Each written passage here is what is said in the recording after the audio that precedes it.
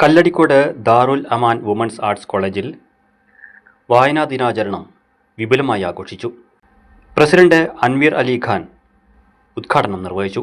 Doctor B R. Ambedkar national award winner Muhammad Bustani മുഖ്യാതിഥിയായിരുന്നു. P K Thangal, principal Salmath, M S. Ashitha തുടങ്ങിയവർ സംസാരിച്ചു.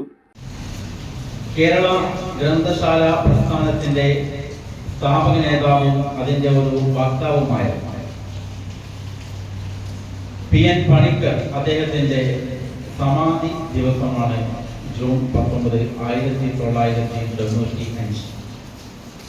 1909 അദ്ദേഹം ജനിക്കുകയും ബ്രിട്ടീഷ് ഇന്ത്യയിൽ വിദ്യാഭ്യാസപരമായി വളരെ ബാക്ക്വേർഡുള്ള അവസ്ഥയിൽ അഹോരാത്രം പരിശ്രമിച്ചുകൊണ്ട് പഠിക്കുകയും പ്രവർത്തിക്കുകയും വായനാ പ്രസ്ഥാനത്തിനെ ഉന്നതങ്ങളിൽ കൊണ്ടുവരാൻ വേണ്ടി ഓടി നടന്നു തിരുവിതാംകൂർ, തിരുക്കൊച്ചി.